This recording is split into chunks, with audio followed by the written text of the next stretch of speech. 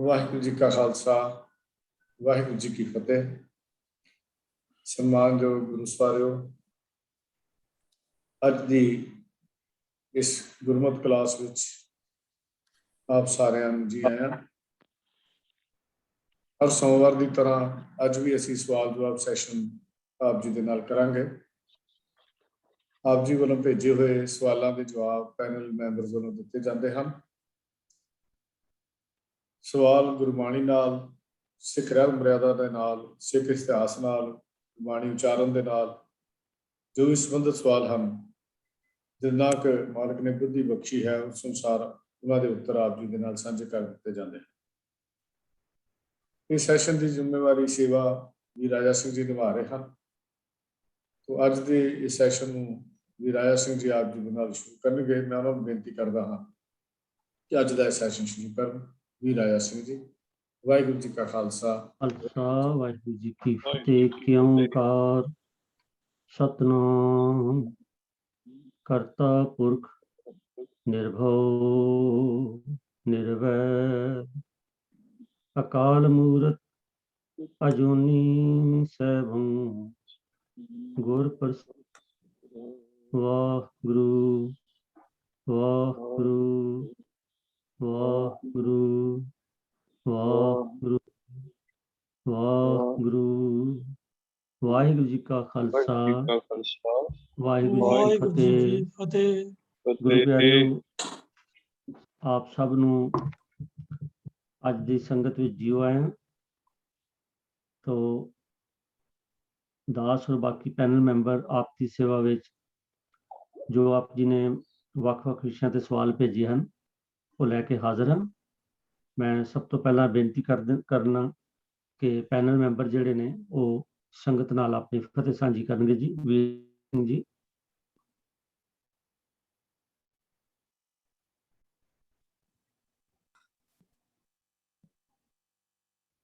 ਤੇਜਿੰਦਰ ਸਿੰਘ ਜੀ। ਵਾਹਿਗੁਰੂ ਜੀ ਕਾ ਖਾਲਸਾ ਵਾਹਿਗੁਰੂ ਜੀ ਕੀ ਫਤਿਹ। ਹਾਂਜੀ, ਠੀਕ ਹੈ ਜੀ। ਵੀਰ ਐਮਪੀ ਸਿੰਘ ਜੀ। ਵਾਹਿਗੁਰੂ ਜੀ ਕਾ ਖਾਲਸਾ ਵਾਹਿਗੁਰੂ ਜੀ ਕੀ ਫਤਿਹ। ਭੈਣ ਮਨਿੰਦਰ ਕੌਰ ਜੀ। ਉਹ ਅਜੇ ਮੇਰੇ ਖਿਆਲ ਆਏ ਨਹੀਂ ਹੈ। ਉਹਨਾਂ ਦੀ ਕੁਛ ਨੈਟ ਪ੍ਰੋਬਲਮ ਆ ਰਹੀ ਸੀ, ਪਰ ਕਹਿੰਦੇ ਮੇਰੀ ਸ਼ਾਇਦ ਠੀਕ ਉਦੋਂ ਉਸ ਵਾਰ ਮੇਰੀ ਗਲਤੀ ਹੋਈ ਹੈ ਤੇ ਪਰ ਅਜੇ ਉਹਨਾਂ ਦੇ ਨਾਮ ਤੇ ਤਾਂ ਜੁਆਇਨ ਨਹੀਂ ਹੋਏ, ਪਤਾ ਨਹੀਂ ਕਿਸੇ ਹੋਰ ਆਈਡੀ ਤੋਂ ਜੁਆਇਨ ਕਰਨ ਤੇ ਪਤਾ ਨਹੀਂ। 5-7 ਮਿੰਟ ਪਹਿਲੇ ਗੱਲ ਹੋਈ ਹੈ ਜੀ ਤੇ ਚਲੋ ਹੋ ਸਕਦਾ ਆ ਜਾਣਗੇ। ਤੇ ਹਾਂਜੀ ਸਰ ਜਗੀਰ ਸਿੰਘ ਜੀ। ਵਾਹਿਗੁਰੂ ਜੀ ਕਾ ਖਾਲਸਾ ਵਾਹਿਗੁਰੂ ਜੀ ਕੀ ਫਤਿਹ। ਹਾਂਜੀ ਐਮਪੀ ਸਿੰਘ ਜੀ। ਹਾਂਜੀ ਵਾਹਿਗੁਰੂ ਜੀ ਕਾ ਖਾਲਸਾ ਵਾਹਿਗੁਰੂ ਜੀ ਕੀ ਫਤਿਹ।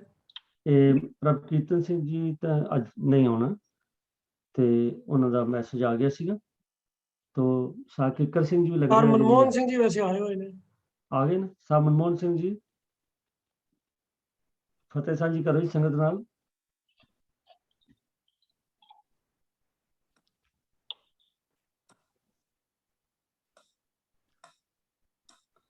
ਤੇ ਸਾਕਿਕਰ ਸਿੰਘ ਜੀ ਮੈਨੂੰ ਲੱਗਦਾ ਨਹੀਂ ਆਏ ਜੀ।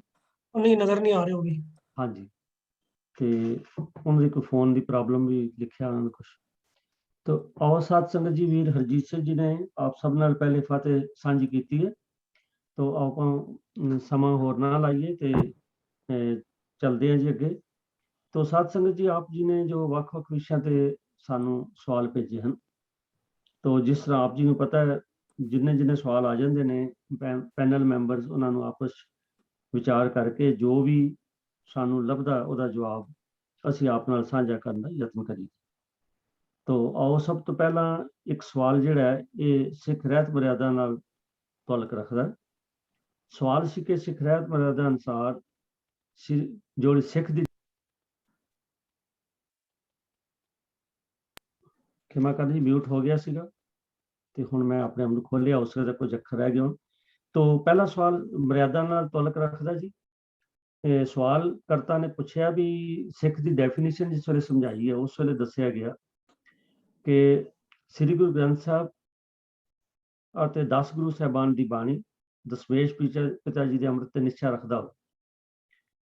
ਪਰ ਸ੍ਰੀ ਗੁਰੂ ਗ੍ਰੰਥ ਸਾਹਿਬ ਜੀ ਵਿੱਚ ਕੇਵਲ 6 ਗੁਰੂ ਸਾਹਿਬਾਨ ਦੀ ਬਾਣੀ ਹੈ ਤੇ 10 ਗੁਰੂ ਸਾਹਿਬਾਨ ਦੀ ਬਾਣੀ ਦਾ ਜਿਹੜਾ ਜ਼ਿਕਰ ਹੈ ਇਹਨੂੰ ਥੋੜਾ ਜਿਹਾ ਕਲੈਰੀਫਾਈ ਕਰਨਾ ਚਾਹੀਦਾ ਹੈ तो मैं वीर हरजीत सिंह ਨੂੰ ਬੇਨਤੀ ਕਰਾਂਗਾ ਕਿ ਉਹ ਕਿਰਪਾ ਕਰਕੇ ਭਾਵੇਂ ਉਹਨਾਂ ਨੇ ਵੀਰ ਜੀ ਨੇ ਇਹ ਜਿਹੜਾ ਟੌਪਿਕ ਹੈ ਸਿੱਖ ਰਹਿਤ ਮਰਜ਼ਾ ਜੋ ਸਾਡਾ ਚੱਲ ਰਿਹਾ ਹਰ ਬੁੱਧਵਾਰ ਤੇ ਵੀਰਵਾਰ ਉਹਦੇ 'ਚ ਕਲੀਅਰ ਕੀਤਾ, ਉਸ ਨੂੰ ਸੁਣਨ ਤੋਂ ਬਾਅਦ ਹੀ ਸਵਾਲਕਰਤਾ ਨੇ ਸਵਾਲ ਕੀਤਾ ਸੀ, ਇਸ ਲਈ ਉਹਨਾਂ ਨੂੰ ਕਿਰਪਾ ਕਰਕੇ ਇਹ ਜਵਾਬ ਦਿਓ ਜੀ। ਵਾਹਿਗੁਰੂ ਜੀ ਕਾ ਖਾਲਸਾ, ਵਾਹਿਗੁਰੂ ਜੀ ਕੀ ਫਤਿਹ। ਜਿੱਥੇ ਵੀ ਗੁਰੂ ਦਾ ਜ਼ਿਕਰ ਆਉਂਦਾ ਹੈ, ਇਹ ਗੁਰੂ ਦੇ ਸਰੀਰ ਨਾਲ ਸੰਬੰਧ ਨਹੀਂ ਰੱਖਦਾ, ਗੁਰੂ ਜੋਤ ਨਾਲ ਸੰਬੰਧ ਰੱਖਦਾ ਹੈ। ਸਾਨੂੰ ਇਹ ਗੱਲ ਸਮਝਣ ਦੀ ਪਹਿਲਾਂ ਲੋੜ ਆਪਣੇ ਮਨ 'ਚ ਕਲੈਰਿਟੀ ਹੋਣੀ ਚਾਹੀਦੀ ਹੈ। ਗੁਰੂ ਨਾਨਕ ਪਾਤਸ਼ਾਹ ਤੋਂ ਲੈ ਕੇ ਗੁਰੂ ਗੋਬਿੰਦ ਸਿੰਘ ਜੀ ਮਹਾਰਾਜ ਤੱਕ ਔਰ ਸ੍ਰੀ ਗੁਰੂ ਗ੍ਰੰਥ ਸਾਹਿਬ ਮਹਾਰਾਜ ਸੱਚੇ ਪਾਤਸ਼ਾਹ ਜੀ ਜੋ ਸਾਡੇ ਜਾਗਤ ਜੋਤ ਸਤਿਗੁਰੂ ਹਨ, ਇਹੋ ਹੀ ਜੋਤ ਹੈ ਜੋ ਜੋਤ ਗੁਰੂ ਨਾਨਕ ਦੇਵ ਮਹਾਰਾਜ ਦੇ ਕੋਲ ਸੀ। ਸਰੀਰ ਬਦਲਦੇ ਰਹੇ ਹਨ, ਨਾ ਸਿਧਾਂਤ ਬਦਲਿਆ ਹੈ, ਨਾ ਜੋਤ ਬਦਲੀ ਹੈ, ਨਾ ਵਿਚਾਰ ਬਦਲਿਆ। ਗੁਰਬਾਣੀ 'ਚ ਇਸ ਸਿਧਾਂਤ ਨੂੰ ਕਈ ਜਗ੍ਹਾ ਦੇ ਉੱਤੇ ਸਾਨੂੰ ਬਾਰ-ਬਾਰ ਇਹ ਗੱਲ ਦ੍ਰਿੜ ਵੀ ਕਰਾਈ ਗਈ ਹੈ ਕਿ ਸਾਡੇ ਸਾਰੇ ਸਤਿਗੁਰੂ ਗੁਰੂ ਨਾਨਕ ਪਾਤਸ਼ਾਹ ਤੋਂ ਲੈ ਕੇ ਗੁਰੂ ਗੋਬਿੰਦ ਸਿੰਘ ਜੀ ਮਹਾਰਾਜ ਤੱਕ ਇੱਕੋ ਜੋਤ ਵਰਤੀ ਰਹੀ ਹੈ। ਭਾਵ ਸਭੇ ਗੁਰੂ ਇੱਕੋ ਹੀ ਗੁਰਮਤਿ ਸੰਸਾਰ ਨੂੰ ਵੰਡਦੇ ਰਹੇ ਹਨ, ਸਰੀਰ ਭਾਵੇਂ ਬਦਲਦੇ ਰਹੇ ਹਨ। ਰਾਮਕਲੀ ਕੀ ਵਾਰ ਰਾਏ ਬਲਵਾਨਤ ਤਥਾ ਸੱਤੇ ਡੂਮ ਆਖੀ, ਉਹਦੇ ਵਿੱਚ ਵੀ ਇਹ ਜ਼ਿਕਰ ਆਉਂਦਾ ਹੈ, ਜੋਤ ਉਹਾ ਜੁਗਤ ਸਾਏ ਸ਼ਹਿ ਕਾਇਆ ਫਿਰ ਪਲਟਿਆ। ਫਿਰ ਜਦੋਂ ਅਸੀਂ ਭੱਟਾਂ ਦੇ ਸੋਈਏ ਮਹੱਲੇ ਪੰਜਵੇਂ ਕੇ ਦੇਖਦੇ ਹਾਂ ਤਾਂ ਉਹਨਾਂ ਵਿੱਚ ਇੱਕ ਜ਼ਿਕਰ ਆਉਂਦਾ ਹੈ, ਜੋਤ ਰੂਪ ਹਰਿਆਪ ਗੁਰੂ ਨਾਨਕ ਕਹਾਇਓ, ਤਾਂ ਤੇ ਅੰਗਦ ਪਿਓ ਤਤ ਸਿਉ ਤਤ ਮਿਲਾਇਓ, ਅੰਗਦ ਕਿਰਪਾ ਧਾਰ ਅਮਰ ਸਤਿਗੁਰ ਥਿਰ ਕੀਓ, ਅਮਰਦਾਸ ਅੰਮ੍ਰਿਤ ਛਤਰ ਗੁਰ ਰਾਮੇ ਦਿਓ, ਗੁਰ ਰਾਮਦਾਸ ਦਰਸ਼ਨ ਪਰਸ ਕਹਿ ਮਥੁਰਾ ਅੰਮ੍ਰਿਤ ਬੈਨ, ਮੂਰਤ ਪੰਚ ਪ੍ਰਮਾਨ ਪੁਰਖ ਗੁਰ ਅਰਜਨ ਪਿੱਖੋਂ ਮੈਂ। ਇਸ ਗੱਲ ਤੋਂ ਵੀ ਗੱਲ ਬੜੀ ਸਪਸ਼ਟ ਹੋ ਜਾਂਦੀ ਹੈ ਕਿ ਜੋਤ ਨਹੀਂ ਬਦਲੀ, ਸਰੀਰ ਬਦਲਦੇ ਹਨ। ਜਿਹੜੀ ਗੁਰੂ ਨਾਨਕ ਦੇਵ ਪਾਤਸ਼ਾਹ ਜੀ ਦੇ ਜਦੋਂ ਅਸੀਂ ਜਨਮ ਸਾਖੀ ਨੂੰ ਪੜ੍ਹਦੇ ਹਾਂ, ਉਹਦੇ ਵਿੱਚ ਇੱਕ ਜ਼ਿਕਰ ਆਉਂਦਾ ਹੈ ਕਿ ਜਦੋਂ ਸਤਿਗੁਰੂ ਜੀ ਨੇ ਭਾਈ ਲਹਿਣਾ ਜੀ ਨੂੰ ਗੁਰਗੱਦੀ ਸੌਂਪ ਕੇ ਗੁਰੂ ਅੰਗਦ ਦੇਵ ਪਾਤਸ਼ਾਹ ਬਣਾਇਆ, ਉੱਥੇ ਲਿਖਿਆ ਮਿਲਦਾ, ਤਿਤ ਮੈਲ ਜੋ ਸ਼ਬਦ ਹੁਆ ਸੋ ਪੋਥੀ ਗੁਰ ਅੰਗਦ ਜੋਗ ਹੋਈ। ਉਹ ਪੋਥੀ ਸ਼ਬਦਾਂ ਦੀ ਜਿਹੜੀ ਸੀ, ਜਿਹੜੀ ਗੁਰੂ ਨਾਨਕ ਦੇਵ ਮਹਾਰਾਜ ਨੇ ਲਿਖੀ, ਉਹ ਵੀ ਗੁਰੂ ਅੰਗਦ ਦੇਵ ਪਾਤਸ਼ਾਹ ਜੀ ਦੇ ਹਵਾਲੇ ਕਰ ਦਿੱਤੀ। ਹੁਣ ਇੱਥੇ ਇਹ ਨਹੀਂ ਹੈ, ਸਰੀਰਾਂ ਦਾ ਜ਼ਿਕਰ ਨਹੀਂ ਹੈ ਵੀ ਸਰੀਰ ਨੇ ਬਾਣੀ ਲਿਖੀ ਜਿਸ ਨੇ ਨਹੀਂ ਉਚਾਰੀ, ਜਿਸ ਛੇਵੇਂ ਪਾਤਸ਼ਾਹ ਨੇ ਨਹੀਂ ਉਚਾਰਨ ਕੀਤੀ, ਸਤਵੇਂ ਪਾਤਸ਼ਾਹ ਨੇ ਕੋਈ ਬਾਣੀ ਉਚਾਰਨ ਨਹੀਂ ਕੀਤੀ, ਅੱਠਵੇਂ ਪਾਤਸ਼ਾਹ ਨੇ ਬਾਣੀ ਉਚਾਰਨ ਨਹੀਂ ਕੀਤੀ, ਦਸਵੇਂ ਪਾਤਸ਼ਾਹ ਦੀ ਬਾਣੀ ਗੁਰੂ ਗ੍ਰੰਥ ਸਾਹਿਬ ਜੀ ਅੰਦਰ ਦਰਜ ਨਹੀਂ ਹੈ। ਇੱਥੇ ਗੱਲ ਸਰੀਰ ਦੀ ਨਹੀਂ ਹੈ। ਇਹ ਮੰਨਣਾ ਚਾਹੀਦਾ ਹੈ ਕਿ ਜਿਹੜੀ ਬਾਣੀ ਸ੍ਰੀ ਗੁਰੂ ਗ੍ਰੰਥ ਸਾਹਿਬ ਅੰਦਰ ਦਰਜ ਹੈ, ਕਿਉਂਕਿ ਇੱਕੋ ਜੋਤ ਦੀ ਬਾਣੀ ਹੈ, ਇਸ ਵਾਸਤੇ ਨੂੰ 10 ਗੁਰੂ ਸਾਹਿਬਾਨ ਦੀ ਬਾਣੀ ਹੀ ਕਿਹਾ ਜਾਂਦਾ ਹੈ। ਇਸ ਕਰਕੇ ਇਹ ਲਿਖਾ, ਇਹ ਵਹਿਮ, ਇਹ ਦੁਬਿਧਾ ਸਾਡੇ ਮਨ 'ਚ ਨਹੀਂ ਹੋਣੀ ਚਾਹੀਦੀ। ਸਿੱਖ ਦੀ ਪਰਿਭਾਸ਼ਾ ਦੇ ਵਿੱਚ ਇਹ ਲਫ਼ਜ਼ ਕਿਉਂ ਲਿਖੀ ਹੈ 10 ਗੁਰੂ ਸਾਹਿਬਾਨ ਦੀ ਬਾਣੀ, ਉਸ ਪੈ ਉਹਦਾ ਮਤਲਬ ਇਹੋ ਹੀ ਹੈ ਕਿ ਜੋਤ ਨਹੀਂ ਬਦਲੀ, ਵਿਚਾਰ ਨਹੀਂ ਬਦਲੇ, ਸਿਧਾਂਤ ਨਹੀਂ ਬਦਲੇ, ਕੇਵਲ ਸਰੀਰਾਂ ਦੀ ਅਦਲਾ ਬਦਲੀ ਹੁੰਦੀ ਰਹੀ ਹੈ। ਇਸ ਵਾਸਤੇ ਜੇ ਜੋਤ ਉਹੀ ਹੈ, ਸਰੀਰ ਬਦਲ ਗਿਆ ਤਾਂ ਉਹਦੀ ਕੋਈ ਅਹਿਮੀਅਤ ਨਹੀਂ ਹੈ। ਤੇ ਉਹੀ ਜੋਤ ਅੱਜ ਸਾਹਿਬ ਸ੍ਰੀ ਗੁਰੂ ਗ੍ਰੰਥ ਸਾਹਿਬ ਅੰਦਰ ਵਿਰਾਜਮਾਨ ਹੈ, ਜਿਸ ਜੋਤ ਤੋਂ ਅਸੀਂ ਸੇਧ ਲੈ ਕੇ ਉਸ ਪ੍ਰਚਾਰ ਤੇ ਪ੍ਰਸਾਰ ਦੀ ਗੱਲ ਕਰ ਰਹੇ ਹਾਂ। ਜਿਸ ਬਾਣੀ ਨੇ, ਜੋ ਗੁਰੂ ਨੇ ਉਪਦੇਸ਼ ਕੀਤੇ, ਉਹ ਜੋਤ ਰੂਪ ਵਿੱਚ ਅੱਜ ਗੁਰੂ ਗ੍ਰੰਥ ਸਾਹਿਬ ਜੀ ਸਾਨੂੰ ਉਪਦੇਸ਼ ਕਰਕੇ ਸਮਝਾਉਂਦੇ ਹਨ। ਜੋ ਪਹਿਲੇ ਸਰੀਰਕ ਰੂਪ ਵਿੱਚ ਹੁੰਦੇ ਰਹੇ, ਅੱਜ ਉਹੀ ਜੋਤ ਸਾਡੀ ਪ੍ਰਤੱਖ ਸ੍ਰੀ ਗੁਰੂ ਗ੍ਰੰਥ ਸਾਹਿਬ ਅੰਦਰ ਦਰਸ਼ਨ ਬਾਰੇ ਬਖਸ਼ਦੀ ਹੈ। ਆਓ ਉਸ ਗੁਰੂ ਜੋਤ ਤੋਂ ਗਿਆਨ ਲਈਏ, ਗਿਆਨ ਹਾਸਲ ਕਰੀਏ ਤੇ ਇਹ ਨਾ ਭੁਲੇਖਾ ਰੱਖੀਏ ਕਿ ਬਾਣੀ ਇਹਦੇ ਵਿੱਚ 6 ਗੁਰੂ ਸਾਹਿਬਾਨ ਦੀ ਬਾਣੀ ਹੈ, ਇਹਦੇ 'ਚ 15 ਭਗਤਾਂ ਦੀ ਬਾਣੀ ਹੈ, 11 ਭੱਟ ਸਾਹਿਬਾਨ ਦੀ ਬਾਣੀ ਹੈ, 3 ਗੁਰਸਿੱਖਾਂ ਦੀ ਬਾਣੀ ਹੈ। ਇਹ ਨਾ ਖਿਆਲ ਕਰੀਏ, ਸੋ ਇਹ ਸਮਝੀਏ ਕਿ ਜੋਤ ਇੱਕ ਹੋਣ ਕਰਕੇ ਇਹ ਬਾਣੀ ਚੜ੍ਹਦੀ ਕਲਾ ਤੇਰੇ ਭਾਣੇ ਸਰਬਤ ਦਾ ਭਲਾ। ਸਾਰੇ ਗੁਰੂ ਸਾਹਿਬਾਨ ਦੀ ਬਾਣੀ ਜਿਹੜੀ ਹੈ ਉਹ ਜਿਹੜੀ ਇਹ ਜੋਤ ਸਾਰੇ ਗੁਰੂ ਸਾਹਿਬਾਨ 'ਚ ਰਹੀ ਹੈ, ਇਸ ਕਰਕੇ ਉੱਥੇ 10 ਗੁਰੂ ਸਾਹਿਬਾਨ ਦੀ ਬਾਣੀ ਲਫ਼ਜ਼ ਜਿਹੜਾ ਹੈ ਵਰਤਿਆ ਗਿਆ ਹੈ। ਵਾਹਿਗੁਰੂ ਜੀ ਕਾ ਖਾਲਸਾ, ਵਾਹਿਗੁਰੂ ਜੀ ਕੀ ਫਤਿਹ। ਵਾਹਿਗੁਰੂ ਜੀ ਕੀ ਫਤਿਹ। ਵੀਰ ਜੀ ਨੇ ਬੜੇ ਵਿਸਥਾਰ ਸਹਿਤ ਦੱਸਿਆ ਕਿ ਸਾਰੇ ਗੁਰੂ ਸਾਹਿਬਾਨ ਇੱਕੋ ਜੋਤ ਨੇ। तो इस करके ये वखरेवा नहीं है। और तुम देखो जिस वे चाहे गुरु तेग बहादुर साहब जी की बाणी है या गुरु अर्जन साहब जी की बाणी है या किसी गुरु साहिबान की बाणी है, सब ने नानक पद वरत्या। तो ये भी इस तो इंडिकेशन है। और दूसरी गल जी बड़ी जरूरी है साथ संग कि सानू शरीरां नाल नहीं, सानू शब्द नाल जोड़िया। तो शब्द जिहड़ा है उस समुची गुरबाणी जिहड़ी है वो एक शब्द है, समुची बाणी साडा शब्द गुरु है। तो जिस तरह हरजीत सिंह जी ने दस्सिया कि ये मन च कोई ख्याल नहीं आना चाहिए भी किहड़े गुरु की बाणी है किहड़े दी नहीं, ये सारे गुरुओं की बाणी है। और ये बाणी गुरुओं की भी नहीं, अकाल पुरख वाहिगुरू तो जो बाणी है गुरबाणी में ऐसा जिक्र होता है कि जिहड़ी बाणी है ये तुरकी बाणी। सो तुरकी बाणी आई तिन सगली चिंत मराई, आप बाणी नाल जुड़ना है। फिर भी जिन्हां दा ये सवाल सीगा मैं आस रखदा कि उन्हां नूं ओहदा उत्तर मिल गया। तो धन्नवाद हरजीत सिंह जी आप जी का। तो साध संगत अगला सवाल जिहड़ा है वो डॉक्टर सुंदर सिंह जी ने पूछा। और वो कहते हैं कि सारे जी मासाहारी नहीं होंगे, क्योंकि पिछे जद विचार चल रहे सी पट साहबान के सवैया की, तो उस वेले ज्ञानी जी ने यह जिक्र किया सी। वो डॉक्टर साहब ने सवाल ये किया कि हंस जे मोती नहीं खा सकता तो जिहड़ा बाणी चाहता हंस उधर कोधरिया पिया ਉਹਦਾ की भाव है। तो मैं बेनती करा वीर MP सिंह जी कि कृपा करके इते क्लैरीफाई करो जी। वाहिगुरू जी का खालसा वाहिगुरू जी वाहिगुरू की जी की फतेह। फतेह। जिस गुरबाणी की पंक्ति संबंधी डॉक्टर साहब का सवाल है वो फरीद जी के श्लोकों के विचों है। श्लोक नंबर 65, हंस उडर कोधरै पया लोक विडारन जाए, गहला लोक ना जानदा हंस ना कोधरा खाए। तो ये जो अखरी अर्थ हैं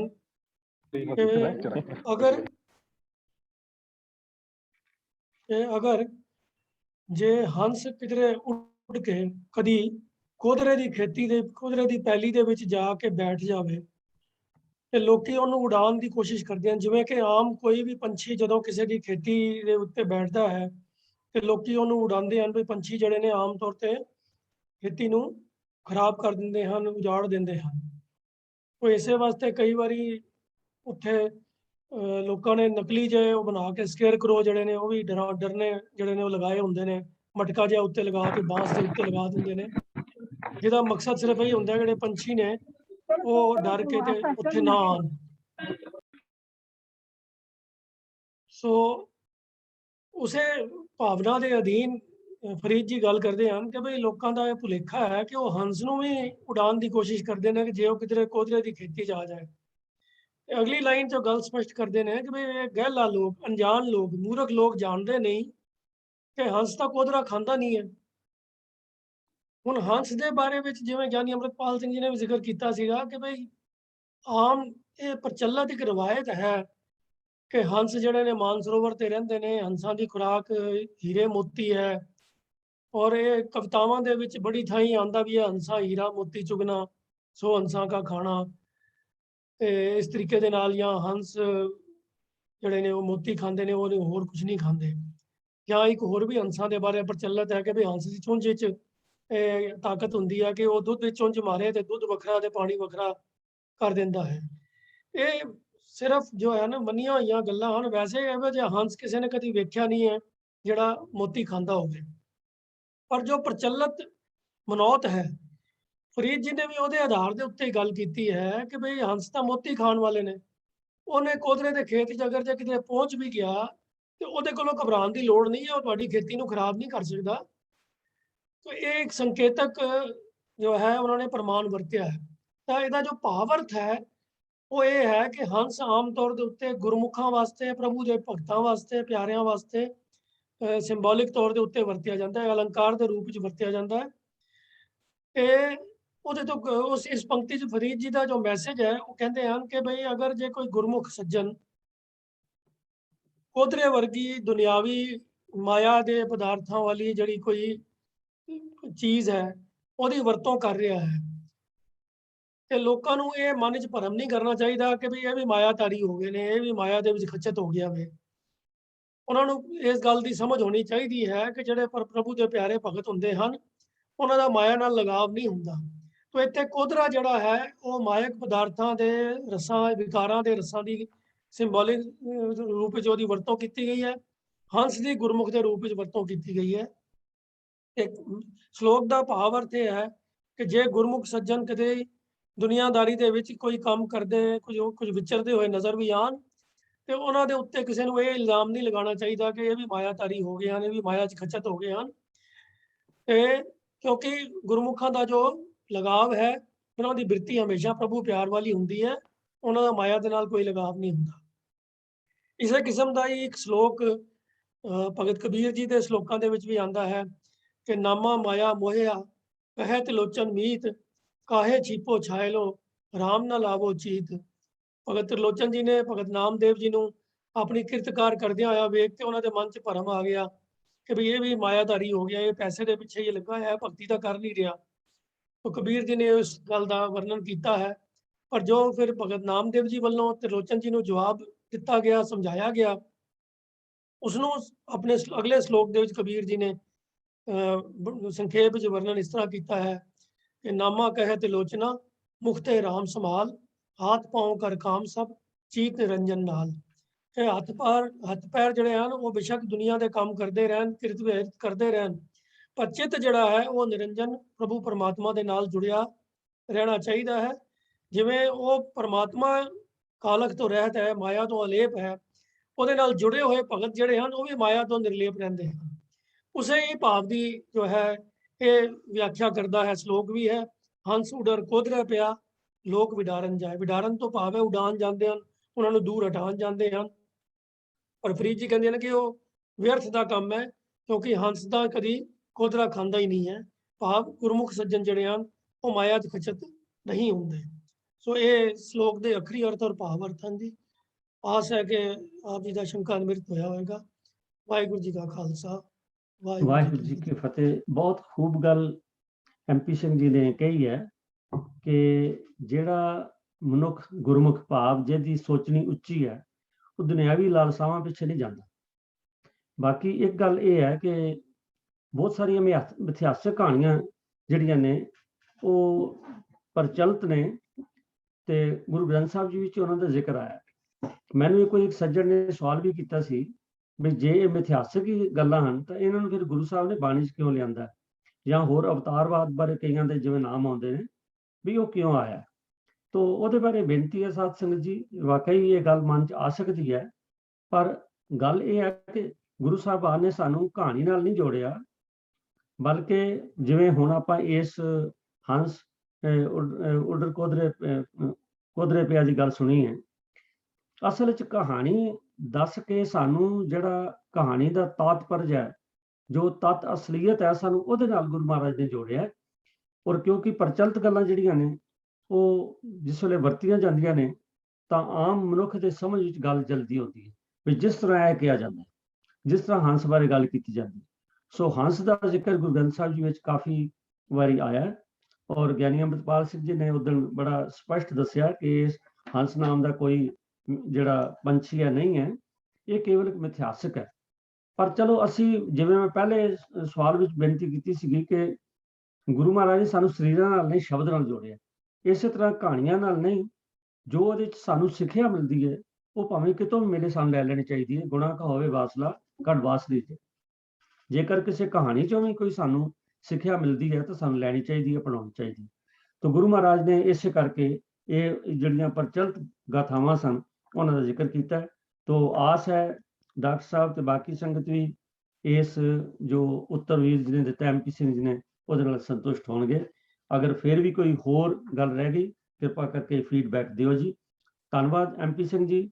ਤੋ ਸਾਧ ਸੰਗਤ ਜੀ, ਜਿਹੜਾ ਅਗਲਾ ਸਵਾਲ ਆਇਆ ਉਹ ਕਿਉਂਕਿ ਆਮ ਅਸੀਂ ਸੁਣਦੇ ਰਹਿੰਦੇ ਹਾਂ ਵੀ ਇਹ ਚੰਗੀਆਂ ਗੱਲਾਂ ਨੇ, ਇਹ ਮਾੜੀਆਂ ਗੱਲਾਂ ਨੇ, ਇਹ ਚੰਗੇ ਗੁਣ ਨੇ, ਮਾੜੇ ਗੁਣ ਨੇ। ਤੋ ਇੱਕ ਦੈਵੀ ਗੁਣ ਜਿਹੜਾ ਇਹ ਲਫ਼ਜ਼ ਕਈ ਵਾਰੀ ਆਉਂਦਾ, ਦੈਵੀ ਗੁਣ ਆਪਾਂ ਵਰਤਦੇ, ਲੇਖਕ ਵੀ ਵਰਤਦੇ ਨੇ। ਤੋ ਸਵਾਲ ਕਰਤਾ ਨੇ ਪਾਇਆ ਵੀ ਦੈਵੀ ਗੁਣ ਹੁੰਦੇ ਕੀ ਨੇ। ਤੋ ਇਹਦੇ ਬਾਰੇ ਮੈਂ ਵੀਰ ਜਗੀਰ ਸਿੰਘ ਜੀ ਨੂੰ ਬੇਨਤੀ ਕਰਾਂਗਾ ਕਿ ਦੈਵੀ ਗੁਣਾਂ ਦੀ ਸੰਖੇਪ ਜੀ ਡਿਟੇਲ ਸਾਨੂੰ ਦਿਓ ਜੀ। ਵੀਰ ਜਗੀਰ ਸਿੰਘ। ਵਾਹਿਗੁਰੂ ਜੀ ਕਾ ਖਾਲਸਾ ਵਾਹਿਗੁਰੂ ਜੀ ਕੀ ਫਤਿਹ। ਫਤਿਹ ਜੀ। हाँ जी, दैवी गुण जी सत, संतोख, दया, धर्म ਅਤੇ ਧੀਰਜ ਹਨ। ਪਰ ਸਤ ਦੇ ਬਾਰੇ ਵਿਚਾਰ ਕਰੀਏ, ਸਤ ਦੇ ਅਰਥ ਹਨ ਸਦਾ ਰਹਿਣ ਵਾਲਾ ਪ੍ਰਭੂ, ਉੱਚਾ ਆਚਰਣ, ਧਰਮ ਜੀ, ਸਚਾਈ, ਦਾਨ, ਸੇਵਾ। ਭਾਈ ਕਾਹਨ ਸਿੰਘ ਨਾਭਾ ਜੀ ਨੇ ਸਤ ਦੇ 32 ਅਰਥ ਕੀਤੇ ਨੇ ਜੀ।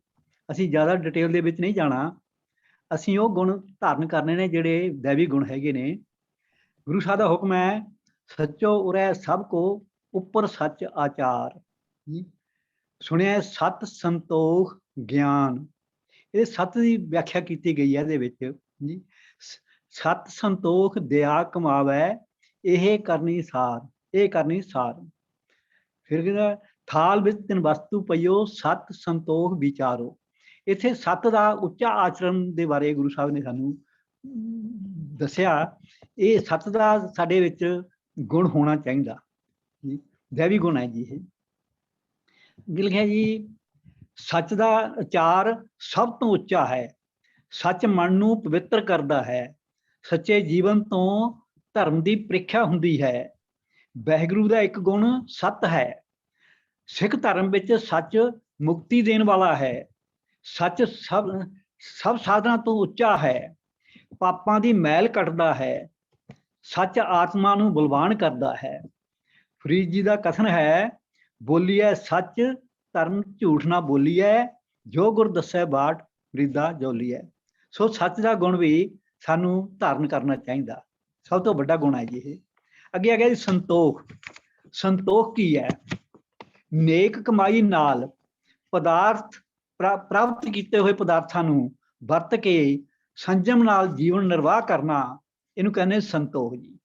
ਫਿਰ ਸੁਣੋ ਜੀ, ਨੇਕ ਕਮਾਈ ਨਾਲ ਪ੍ਰਾਪਤ ਹੋਏ ਪਦਾਰਥਾਂ ਨੂੰ ਵਰਤ ਕੇ ਸੰਜਮ ਨਾਲ ਜੀਵਨ ਨਿਰਵਾਹ ਕਰਨਾ ਸੰਤੋਖ ਹੈ। ਸੰਤੋਖ ਤੋਂ ਵੱਧ ਕੇ ਮਾਨਸਿਕ ਸੁੱਖ ਨਹੀਂ।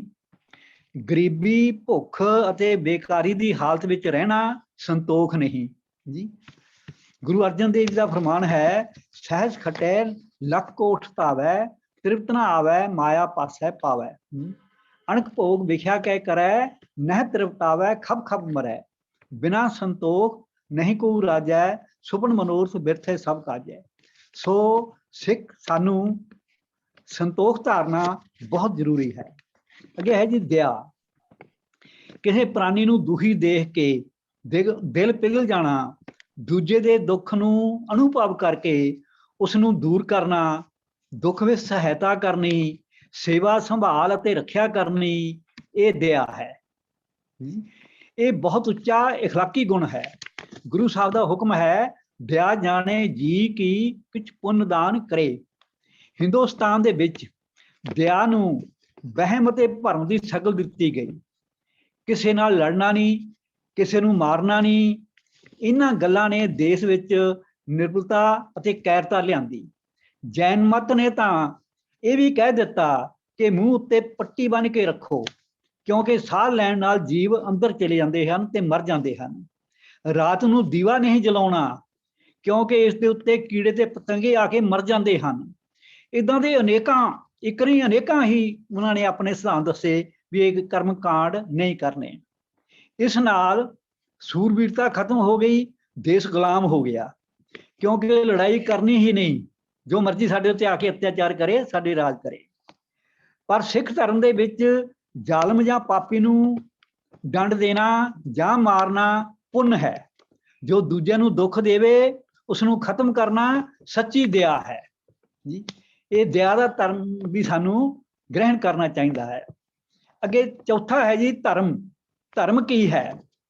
ਧਰਮ ਉਹ ਪਵਿੱਤਰ ਨਿਯਮ ਹੈ ਜੋ ਸਾਡੇ ਜੀਵਨ ਨੂੰ ਬਣਾਉਂਦਾ ਹੈ, ਕਾਇਮ ਰੱਖਦਾ ਹੈ ਅਤੇ ਇਸ ਦੀ ਉਸਾਰੀ ਕਰਦਾ ਹੈ। ਵਹਿਮ, ਭਰਮ ਅਤੇ ਪਖੰਡ ਦਾ ਨਾਮ ਧਰਮ ਨਹੀਂ ਜੀ। ਸੱਚ ਨਾਲ ਪਿਆਰ ਕਰਨਾ, ਦੁਨੀਆ ਦੀ ਸੇਵਾ ਕਰਨੀ, ਨਿਰਬਲਾਂ ਤੇ ਗਰੀਬਾਂ ਦੀ ਸਹਾਇਤਾ ਕਰਨੀ, ਆਜ਼ਾਦੀ ਨਾਲ ਪਿਆਰ ਕਰਨਾ, ਹਰ ਤਰ੍ਹਾਂ ਦੀ ਗੁਲਾਮੀ ਦੇ ਵਿਰੁੱਧ ਲੜਨਾ, ਮਨੁੱਖ ਮਾਤਰ ਦੇ ਭਲੇ ਲਈ ਹਰ ਢੰਗ ਨਾਲ ਯਤਨ ਕਰਨਾ, ਇਹ ਸੱਚਾ ਧਰਮ ਹੈ। ਧਰਮ ਮਜ਼ਹਬ, ਦੀਨ, ਮਤ, ਪੁੰਨ, ਨੇਕੀ ਨੂੰ ਵੀ ਕਹਿੰਦੇ ਹਨ। ਧਰਮ ਵਿੱਚ ਉਹ ਨਿਯਮ ਸ਼ਾਮਲ ਹਨ ਜਿਨ੍ਹਾਂ ਉੱਤੇ ਚੱਲ ਕੇ ਮਨੁੱਖ ਪ੍ਰਭੂ ਵਿੱਚ ਲੀਨ ਹੋ ਸਕਦਾ ਹੈ ਜੀ। ਗੁਰੂ ਅਰਜਨ ਦੇਵ ਜੀ ਦਾ ਬਚਨ ਹੈ, ਸਰਬ ਧਰਮ ਮੈਂ ਸ੍ਰੇਸ਼ਟ ਧਰਮ, ਹਰ ਕੋ ਨਾਮ ਜਪ ਨਿਰਮਲ ਕਰਮ ਜੀ। ਪਰਮਾਤਮਾ ਦਾ ਨਾਮ ਜਪਣਾ ਤੇ ਚੰਗੇ ਕੰਮ ਕਰਨੇ, ਇਹ ਹੈ ਧਰਮ। ਇੱਕੋ ਲਾਈਨ ਦੇ ਵਿੱਚ ਡੈਫੀਨੇਸ਼ਨ ਗੁਰੂ ਅਰਜਨ ਦੇਵ ਜੀ ਨੇ ਸਾਨੂੰ ਦਿੱਤੀ ਹੈ। ਅੱਗੇ ਫਿਰ ਨਹਿ ਬਲਮਨ ਧਰਮਨ ਨਹਿ ਬਲੰਬ ਧਰਮਨ ਬਲੰਬ ਪਾਪਨ ਗੜੰਤ ਨਾਮਨ ਤਜੰਤ ਲੋਭਨ ਸਰਨ ਸੰਤਨ ਕਿਲਵੇਖ ਨਾਸਨ ਪ੍ਰਾਪਨ ਧਰਮ ਲਿਖਿਆਨ। ਇਹ ਵੀ ਗੁਰੂ ਅਰਜਨ ਦੇਵ ਜੀ ਦੇ ਬਚਨ ਨੇ ਵੀ ਸਾਨੂੰ ਧਰਮ ਦਾ ਕੰਮ ਕਰਨ ਲੱਗੇ ਦੇਰ ਨਹੀਂ ਲਾਉਣੀ ਚਾਹੀਦੀ, ਪਾਪ ਕਰਨ ਵਾਸਤੇ ਦੇਰ ਬੇਹਦ ਕਰ ਲਓ ਜੀ। ਅੱਗੇ ਆ ਗਿਆ ਜੀ ਧੀਰਜ। ਧੀਰਜ ਦਾ ਅਰਥ ਹੈ ਸਹਿਨਸ਼ੀਲਤਾ, ਕਿਸੇ ਦੀ ਗੱਲ ਨੂੰ ਸਹਿ ਲੈਣਾ, ਦੂਜੇ ਦੇ ਬੋਲ ਕਬੋਲ ਸਹਾਰਨੇ ਤਪਾਂ ਸਿਰ ਤਪ ਹੈ, ਇਹ ਵੱਡਾ ਤਪ ਹੈ, ਮਹਾਨ ਤਪ ਹੈ। ਇਹ ਕਿਸੇ ਵੀ ਹਾਲਤ ਦੇ ਵਿੱਚ ਮਨ ਨੂੰ ਕਲਪਨਾ ਵਿੱਚ ਨਹੀਂ ਪਾਉਣਾ, ਪਰ ਉਹਦੇ ਹੁਕਮ ਵਿੱਚ ਰਹਿਣਾ, ਇਹ ਹੈ ਜੀ ਧੀਰਜ। ਗੁਰੂ ਸਾਹਿਬ ਦਾ ਹੁਕਮ ਹੈ, ਜਤ ਪਹਾਰਾ ਧੀਰਜ ਸੁਨਿਆਰ, ਕਰ ਕਿਰਪਾ ਸੰਤ ਮਿਲੈ ਮੋਹੇ ਤਿੰਤੀ ਧੀਰਜ ਪਾਇਆ। ਮਨ ਨੂੰ ਧੀਰਜ ਤਾਂ ਹੀ ਮਿਲ ਸਕਦਾ ਹੈ ਜੇਕਰ ਅਸੀਂ ਵਿਕਾਰਾਂ ਤੋਂ ਬਚ ਕੇ ਰਹੀਏ, ਨਿਮਰਤਾ ਧਾਰਨ ਕਰੀਏ, ਪ੍ਰਭੂ ਨੂੰ ਹਰ ਸਮੇਂ ਅੰਗ ਸੰਗ ਸਮਝੀਏ, ਹਉਮੈ ਨੂੰ ਛੱਡ ਕੇ ਗੁਰੂ ਸਾਹਿਬ ਦੇ ਬਚਨਾਂ ਨੂੰ ਕਮਾਈਏ ਜੀ। ਫਰੀਦ ਜੀ ਕਹਿੰਦੇ ਨੇ, ਕਵਣ ਸੋ ਅੱਖਰ ਕਵਣ ਗੁਣ ਕਵਣ ਸੋ ਮਣੀਆਂ ਮੰਤ, ਕਵਣ ਸੋ ਵੇਸੋ ਹਉ ਕਰੀ ਜਿਦਵਾ ਸਾਵੈ ਕੰਤ।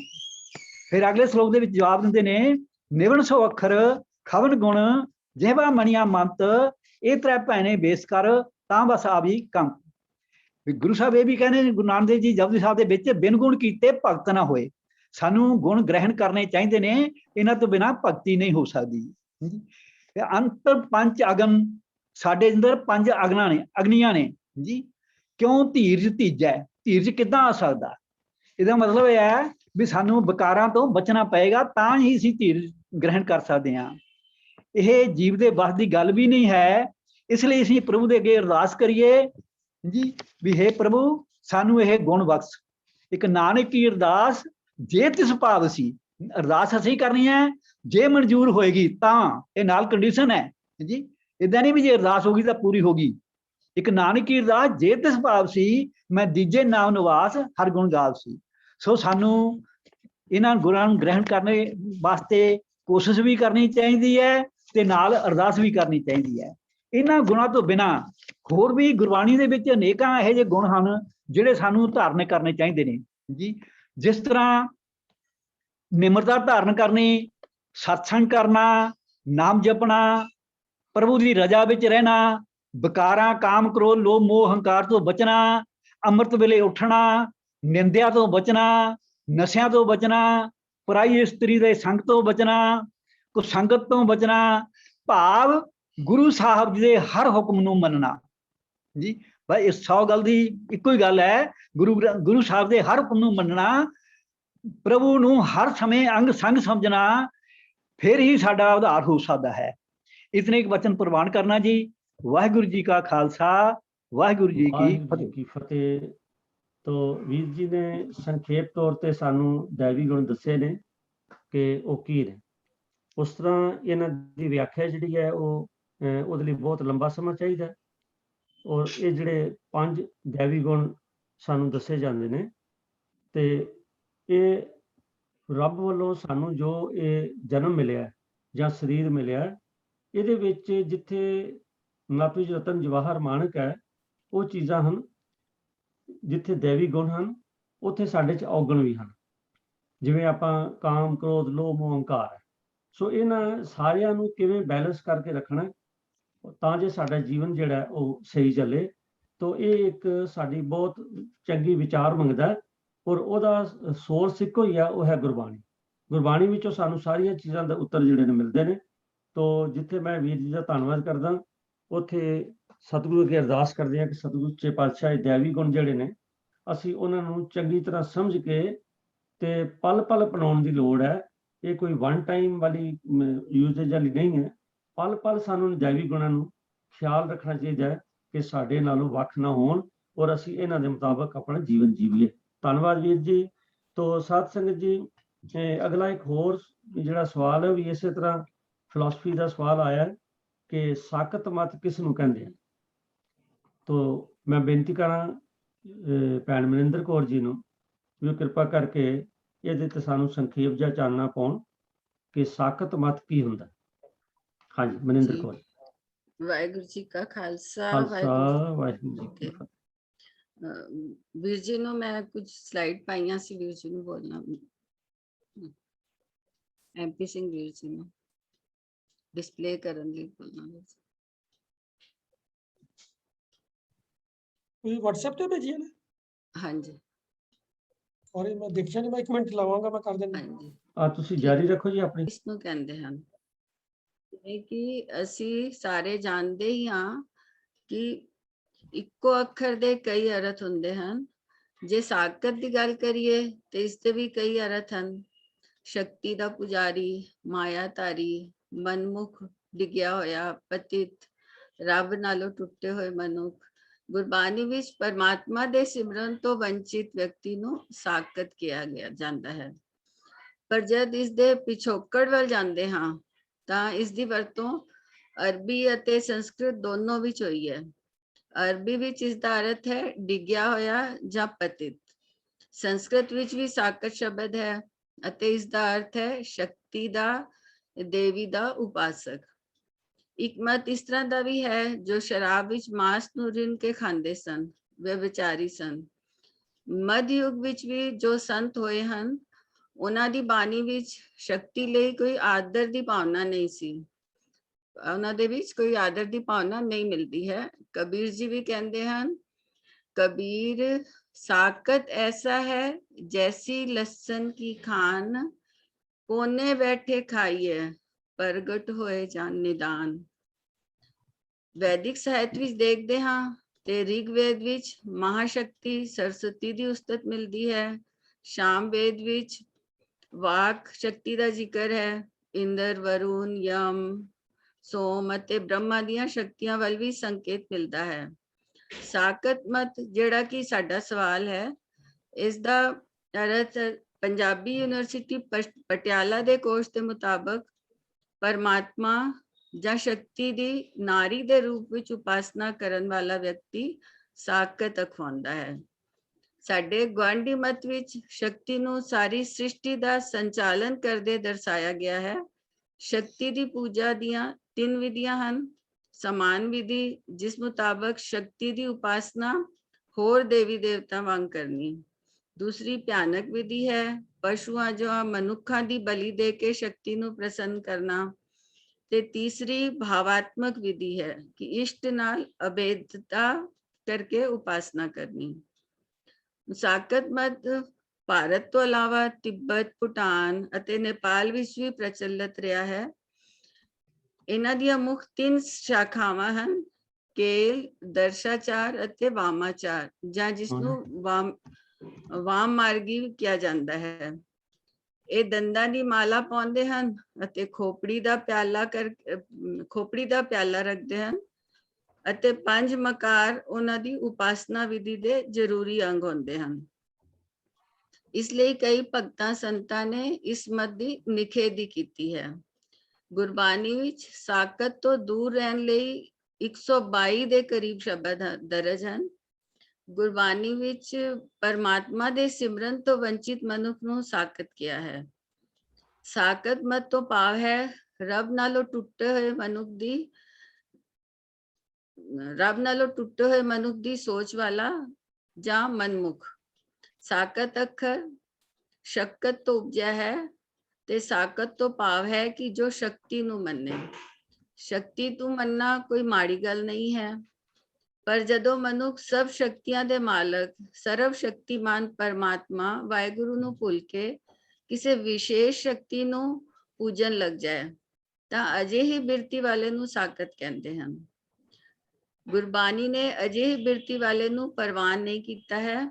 ਅਜਿਹੀ ਬਿਰਤੀ ਵਾਲੇ ਮਨੁੱਖ ਤੋਂ ਦੂਰ ਰਹਿਣ ਦੀ ਤਾਕੀਦ ਕੀਤੀ ਹੈ, ਕਿਉਂਕਿ ਜਦੋਂ ਸ਼ਕਤੀ ਦੀ ਪੂਜਾ ਹੋਣ ਲੱਗ ਜਾਏਗੀ ਤਾਂ ਮਨੁੱਖ ਉਹਨਾਂ ਸ਼ਕਤੀਆਂ ਨੂੰ ਇਕੱਠਾ ਕਰਨ ਵਿੱਚ ਲੱਗ ਜਾਏਗਾ।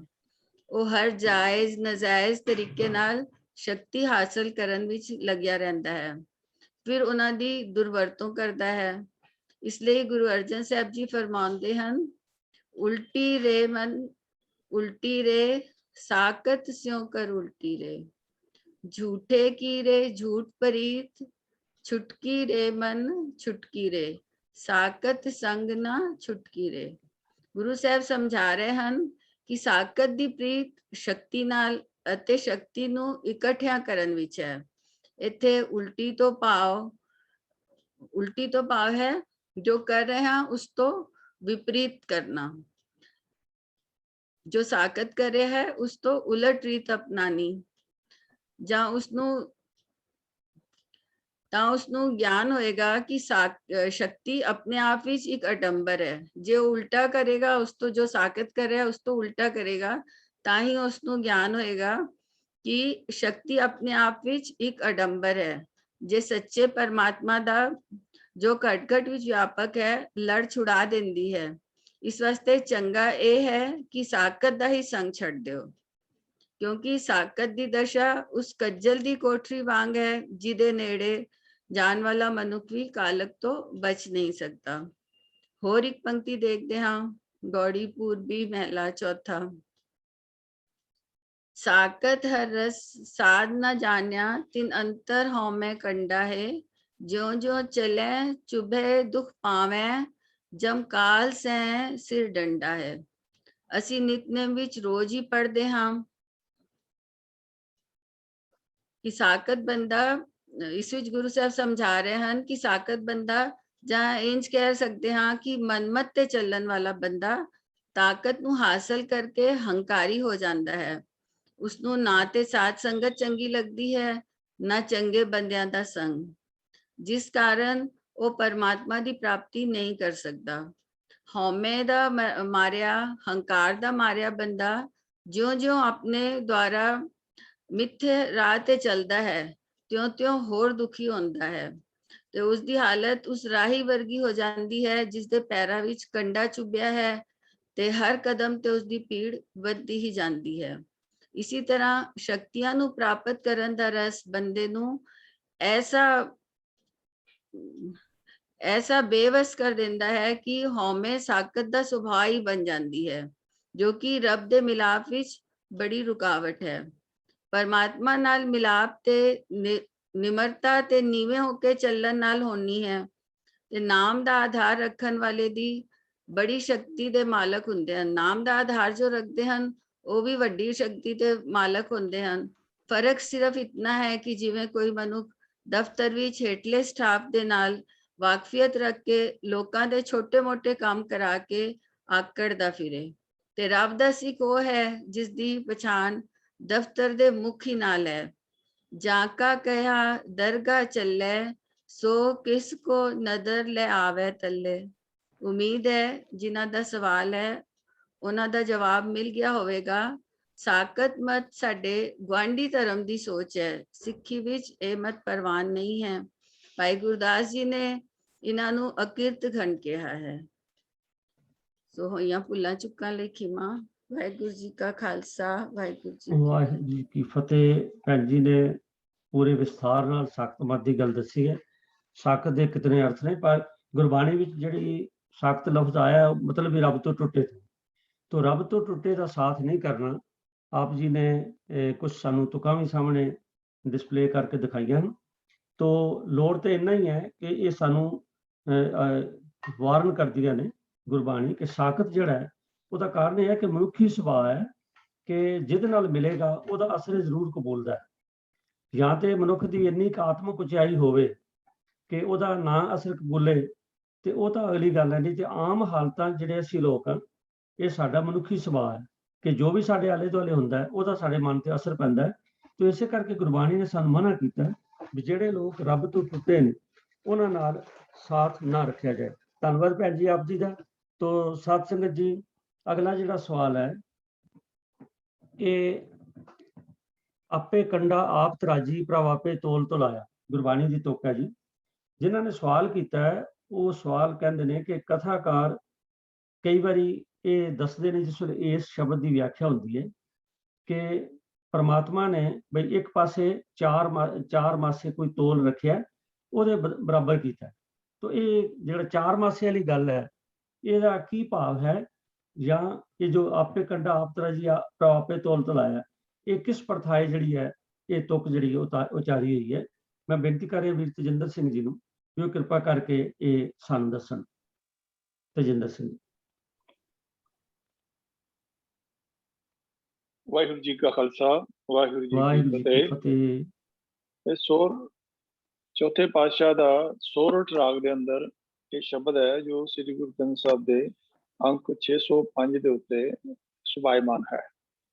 ਇਸ ਸ਼ਬਦ ਵਿੱਚ ਸਤਿਗੁਰੂ ਸਾਨੂੰ ਇਹ ਸਮਝਾ ਰਹੇ ਹਨ ਕਿ ਪਰਮਾਤਮਾ ਨੇ ਜਿਹੜੀ ਸ੍ਰਿਸ਼ਟੀ ਹੈ ਉਸ ਨੂੰ ਕਿਵੇਂ ਬੈਲੈਂਸ ਕੀਤਾ ਹੋਇਆ ਹੈ। ਸ੍ਰਿਸ਼ਟੀ ਸਾਜਨਾ ਵਿੱਚ ਜਿਹੜਾ ਹੈ ਉਹ ਪਰਮਾਤਮਾ ਦਾ ਆਪਣਾ ਹੀ ਰੋਲ ਹੈ, ਹੋਰ ਉਸ ਦਾ ਕਿਸੇ ਬੰਦੇ ਨਾਲ ਜਾਂ ਕਿਸੇ ਹੋਰ ਚੀਜ਼ ਦੇ ਨਾਲ ਕੋਈ ਰੋਲ ਨਹੀਂ ਹੈ। ਤੋ ਇੱਥੇ ਇਹੀ ਗੱਲ ਸਾਨੂੰ ਸਮਝਾਏ ਕਿ ਪਰਮਾਤਮਾ ਆਪ ਹੀ ਉਹ ਤਕੜੀ ਆਪ ਹੀ ਹੈ ਪ੍ਰਭੂ, ਔਰ ਉਸ ਤਕੜੀ ਦੀ ਸੂਈ ਬੋਧੀ ਵੀ ਪ੍ਰਭੂ ਆਪ ਹੀ ਹੈ। ਪ੍ਰਭੂ ਨੇ ਆਪ ਹੀ ਇਸ ਸ੍ਰਿਸ਼ਟੀ ਨੂੰ ਤੋਲਿਆ ਹੋਇਆ ਹੈ, ਹੁਕਮ ਵਿੱਚ ਰੱਖਿਆ ਹੋਇਆ ਹੈ। ਆਪੇ ਸ਼ਾਹ ਆਪੇ ਵਣਜਾਰਾ ਆਪੇ ਵਣਜ ਕਰਾਇਆ। ਪ੍ਰਭੂ ਆਪ ਹੀ ਇਸ ਧਰਤੀ ਉੱਤੇ ਵਣਜ ਕਰਨ ਵਾਲਾ ਸ਼ਾਹਕਾਰ ਹੈ ਅਤੇ ਜੀਵ ਰੂਪ ਹੋ ਕੇ ਵਣਜ ਕਰਨ ਵਾਲਾ ਆਪ ਹੀ ਵਣਜ ਕਰ ਰਿਹਾ ਹੈ। ਤੋ ਜਿੱਥੇ ਤੱਕ ਇਹ ਸਵਾਲ ਹੈ ਕਿ ਤੋਲ ਦੀ ਗੱਲ ਕੀਤੀ ਗਈ ਹੈ, ਤੋ ਤੋਲ ਜਿਹੜਾ ਸਾਨੂੰ ਸਮਝਾਇਆ ਹੈ ਉਹ ਹੈ ਕਿ ਆਪੇ ਧਰਤੀ ਸਾਜੀਅਨ ਪਿਆਰੇ ਪਿੱਛੇ ਟੰਕ ਚੜਾਇਆ। ਜਿੱਥੇ ਤੋਲ ਦੀ ਗੱਲ ਹੈ ਉੱਥੇ ਉਸਨੂੰ ਚੌਥੇ ਪਾਤਸ਼ਾਹ ਨੇ ਸਾਨੂੰ ਸੋਰਠ ਰਾਗ ਵਿੱਚ ਅੱਗੇ ਜਾ ਕੇ ਸਮਝਾਇਆ ਹੈ ਕਿ हे ਭਾਈ, ਪ੍ਰਭੂ ਨੇ ਆਪ ਹੀ ਧਰਤੀ ਪੈਦਾ ਕੀਤੀ ਹੋਈ ਹੈ, ਆਪਣੀ ਮਰਿਆਦਾ ਰੂਪ ਤਕੜੀ ਦੇ ਪਿਛਲੇ ਪਾਸੇ ਜਿਹੜਾ ਹੈ ਬੈਲੈਂਸ ਰੱਖਿਆ ਹੈ, ਤੇ ਪ੍ਰਭੂ ਨੇ ਆਪ ਹੀ ਇਸ ਸ੍ਰਿਸ਼ਟੀ ਨੂੰ ਆਪਣੀ ਮਰਿਆਦਾ ਵਿੱਚ ਰੱਖਿਆ ਹੋਇਆ ਹੈ। ਇਹ ਕੰਮ ਉਸ ਪ੍ਰਭੂ ਵਾਸਤੇ ਬਹੁਤ ਸਧਾਰਨ ਤੇ ਸੌਖਾ ਹੈ। ਮੇਰੇ ਮਨ ਹਰ ਹਰ ਤੇ ਆਏ ਸੁਖ ਪਾਇਆ। ਸੋ ਇੱਥੇ ਸਾਨੂੰ ਇਹ ਗੱਲ ਸਮਝ ਆ ਗਈ ਕਿ ਪ੍ਰਭੂ ਨੇ ਇਸ ਧਰਤੀ ਨੂੰ ਜੋ ਬੈਲੈਂਸ ਕੀਤਾ ਹੋਇਆ ਹੈ ਉਹ ਜਿਹੜੀ ਆਪਣੀ ਮਰਿਆਦਾ ਦੇ ਨਾਲ ਜਿਹੜਾ ਹੈ ਉਸ ਨੂੰ ਬੈਲੈਂਸ ਕੀਤਾ ਹੋਇਆ ਹੈ। ਇਹਦੇ ਵਿੱਚ ਕੋਈ ਕਿਸੇ ਕਿਸਮ ਦਾ ਕੋਈ ਵਟਾ ਨਹੀਂ ਪਾਇਆ। ਜਿਵੇਂ ਟੰਕ ਦਾ ਭਾਵ ਵੀ ਜਿਹੜਾ ਹੈ ਉਹ ਤੋਲ ਹੈ ਕਿ ਉੱਥੇ ਪਿਛਲੇ ਪਾਸੇ ਜਿਹੜਾ ਹੈ ਉਹ ਰੱਖਿਆ, ਵਟਾ ਰੱਖਿਆ ਜਾਂ ਕੁਝ ਰੱਖਿਆ, ਲੇਕਿਨ ਇਹ ਇੱਕ ਸਿੰਬੋਲਿਕ ਚੀਜ਼ ਹੈ। ਜਿਵੇਂ ਤਕੜੀ ਸੰਸਾਰੀ ਤਕੜੀ ਹੁੰਦੀ ਹੈ ਕਿ ਉਹਨੂੰ ਵੀ ਬੈਲੈਂਸ ਕਰਨ ਵਾਸਤੇ ਇੱਕ ਪਾਸੇ ਸਮਾਨ ਰੱਖਿਆ ਜਾਂਦਾ ਔਰ ਇੱਕ ਪਾਸੇ ਉਹਦਾ ਜਿਹੜਾ ਹੈ ਉਹ ਮੈਜਰਮੈਂਟ ਰੱਖੀ ਜਾਂਦੀ ਹੈ, ਮੇਜਰ ਰੱਖਿਆ ਜਾਂਦਾ ਹੈ, ਜਿਵੇਂ ਕਿ ਕਿਲੋ ਹੋ ਗਿਆ, 2 ਕਿਲੋ ਹੋ ਗਿਆ। ਤੋ ਇੱਥੇ ਪਰਮਾਤਮਾ ਦੀ ਜਿਹੜੀ ਸ੍ਰਿਸ਼ਟੀ ਹੈ ਉਹ ਇੰਨੀ ਬੇਅੰਤ ਹੈ ਕਿ ਉਸ ਨੂੰ ਬੈਲੈਂਸ ਕਰਨ ਵਾਸਤੇ ਸੱਚੇ ਪਾਤਸ਼ਾਹ ਨੇ ਆਪਣੇ ਇਸ ਸਾਜ ਕਰਕੇ ਆਪਣੀ ਮਰਿਆਦਾ ਦੇ ਵਿੱਚ ਇਸ ਧਰਤੀ ਨੂੰ ਜਿਹੜਾ ਹੈ ਉਹ ਬੈਲੈਂਸ ਕੀਤਾ ਹੈ। ਅੱਗੇ ਮਾਝਵਾਰ ਮਹੱਲਾ ਪਹਿਲਾ ਵਿੱਚ ਵੀ 147 ਅੰਕ ਦੇ ਉੱਤੇ ਸਤਿਗੁਰੂ ਨੇ ਸਾਨੂੰ ਸਮਝਾਇਆ ਕਿ ਧਰਤ ਰਾਜੀ ਅੰਬਰ ਤੋਲੀ ਪਿੱਛੇ ਟੰਕ ਚੜਾਈ। ਜੇ ਮੈਂ ਸਾਰੇ ਅਸਮਾਨ ਨੂੰ ਤਕੜੀ ਵਿੱਚ ਰੱਖ ਕੇ ਤੇ ਪਿਛਲੇ ਛਾਬੇ ਵਿੱਚ ਮੈਂ ਵਟਾ ਪਾ ਕੇ ਤੋਲ ਸਕਾਂ, ਏਵੜ ਵਧਾ ਮਾਵਾ ਨਹੀਂ ਸਭ ਸਹਿ ਨੱਥ ਚਲਾਈ। ਜੇ ਮੈਂ ਆਪਣੇ ਸਰੀਰ ਨੂੰ ਇਤਨਾ ਵਧਾ ਸਕਾਂ ਕਿ ਕਿਸੇ ਸਮਾਂ ਹੀ ਨਾ ਕਿਤੇ ਸਮਾ ਹੀ ਨਾ ਸਕਾਂ, ਸਾਰੇ ਜੀਵਾਂ ਨੂੰ ਨੱਥ ਕੇ ਤੋਰ ਲਵਾਂ। ਤੋ ਇਸ ਤਰ੍ਹਾਂ ਸਾਨੂੰ ਇਹ ਸਮਝਾਇਆ ਹੈ ਸਤਿਗੁਰੂ ਜੀ ਨੇ। ਸਾਨੂੰ ਜਪਜੀ ਸਾਹਿਬ ਵਿੱਚ ਜੋ ਮੁੱਢਲੀ ਬਾਣੀ ਹੈ, ਸਾਨੂੰ ਉਹਦੇ ਵਿੱਚ ਵੀ ਜਦੋਂ ਇਹ ਜਿਹੜੇ ਭਗਤੀ ਕਰਨ ਵਾਸਤੇ ਸੰਸਾਰ ਦੇ ਵਿੱਚ ਅਲੱਗ-ਅਲੱਗ ਜਿਹੜੇ ਹਨ ਤਪ ਕਰਦੇ ਸਨ, ਉਹ ਇਸ ਇੱਕ ਮੁੱਦੇ ਤੇ ਪਹੁੰਚ ਗਏ ਕਿ ਅਸੀਂ ਪਰਮਾਤਮਾ ਦੀ ਸਾਰੀ ਸ੍ਰਿਸ਼ਟੀ ਦਾ ਅੰਤ ਪਾ ਸਕੀਏ। ਤੇ ਇਹ ਇਸ ਕੁਐਸਚਨ ਦੇ ਉੱਪਰ ਆ ਗਏ ਕਿ ਇਸ ਧਰਤੀ ਜਿਹੜੀ ਹੈ ਉਹ ਇੱਕ ਧਰਤੀ ਦੇ ਥੱਲੇ ਹੋਰ ਕਰਸਟ ਹੈ, ਥੱਲੇ ਹੋਰ ਕਰਸਟ ਹੈ, ਥੱਲੇ ਹੋਰ ਕਰਸਟ ਹੈ, ਹੋਰ ਧਰਤੀਆਂ ਹਨ, ਤੇ ਉਹਨੂੰ ਕਿਸਨੇ ਬੈਲੈਂਸ ਕੀਤਾ ਹੋਇਆ, ਉਹ ਕਿਸ ਦੇ ਆਸਰੇ ਖੜੀ ਹੈ। ਤੋ ਸਤਿਗੁਰੂ ਨੇ ਸਾਨੂੰ ਜਪਜੀ ਸਾਹਿਬ ਵਿੱਚ ਸਮਝਾਇਆ ਕਿ ਧੌਲ ਧਰਮ ਦਇਆ ਕਾ ਪੂਤ, ਅਕਾਲ ਪੁਰਖ ਧਰਮ ਰੂਪੀ ਬਜਵਾ ਨਿਯਮ ਹੀ ਬਲਦ ਹੈ ਜੋ ਸ੍ਰਿਸ਼ਟੀ ਨੂੰ ਕਾਇਮ ਰੱਖ ਰਿਹਾ ਹੈ। ਉੱਥੇ ਵੱਟੇ ਦੀ ਗੱਲ ਕੀਤੀ ਹੈ, ਤੋ ਇੱਥੇ ਉਸ ਬਲਦ ਨੂੰ ਜਿਹੜਾ ਕਨਫਿਊਜ਼ਨ ਸੀਗਾ ਕਿ ਇੱਕ ਸਿੰਘ ਦੇ ਉੱਤੇ ਧਰਤੀ ਟਿਕੀ ਹੋਈ ਹੈ ਬਲਦ ਦੀ, ਤੇ ਜਦੋਂ ਉਹ ਦੂਸਰਾ ਸਿੰਘ ਬਦਲਦਾ ਹੈ ਤੇ ਉਹਨੂੰ ਪੁਚਾ ਲਾਉਂਦੇ ਆ। ਤੇ ਸਤਿਗੁਰੂ ਨੂੰ ਗੁਰੂ ਨਾਨਕ ਪਾਤਸ਼ਾਹ ਨੇ ਇਹ ਗੱਲ ਸਮਝਾਈ ਹੈ ਕਿ ਇਹ ਧਰਮ ਦਇਆ ਦਾ ਪੁੱਤਰ ਹੈ। ਭਾਵ ਜਿਵੇਂ ਹੁਣ ਵੀਰ ਜੀ ਨੇ ਦੈਵੀ ਗੁਣਾਂ ਦੀ ਗੱਲ ਕੀਤੀ ਸੀਗੀ, ਤੇ ਇਹ ਸ੍ਰਿਸ਼ਟੀ ਵੀ ਜਿਹੜੀ ਹੈ ਉਹ दैवी गुणा करके ही ਜਿਹੜੀ ਹੈ ਉਹ ਟਿਕੀ ਹੋਈ ਹੈ, ਮਰਿਆਦਾ ਕਰਕੇ, ਦੇਵੀ ਮਰਿਆਦਾ ਕਰਕੇ।